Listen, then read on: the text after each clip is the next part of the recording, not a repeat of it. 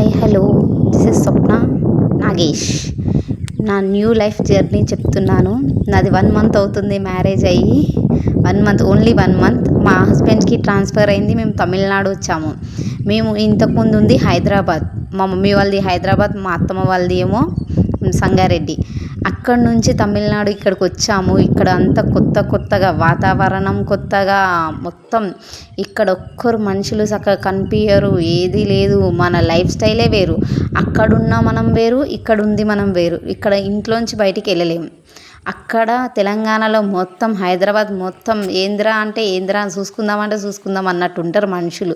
ప్రతి ఒక్కరు కనిపిస్తారు, ప్రతి ఒక్కరు తిరుగుతారు. ఇక్కడ ఇంటిలో నుంచి బయటికి ఒక్క మనిషి రాదు, ఒకరు ఎవరు రారు. ఉన్నారా లేరా ఏంటి కూడా తెలియదు. బట్ ఇక్కడ పీస్ఫుల్ ఉంటుంది. కానీ ఇక్కడ మనం ఉండలేము. ఈ పీస్ఫుల్ మనకు పడదు. మనం అక్కడి నుంచి వచ్చి ఇక్కడ పీస్ఫుల్గా ఉండాలంటే ఉండలేము. ఎందుకు ఉండలేమంటే అక్కడ మనుషులను చూస్తాం, ప్రతి ఒక్కరు కలిసిమెలిసి కూర్చుంటారు, అందరు ఉంటారు.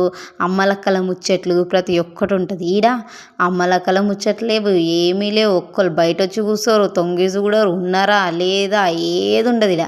మళ్ళీ మన తెలుగు వాళ్ళకి రాదు, వాళ్ళ భాష మనకు రాదు. ఏదో ఆ ఇంగ్లీష్తో మేనేజ్ చేస్తున్నాం. ఏం చేస్తామంటే బతకనికి వచ్చినాం కదా, లైఫ్ అంటే ఏంది బతుకు. ఆ బతకనికి ఈడికి వచ్చినాము. ఈడికి వస్తేనేమో ఇట్లుంది.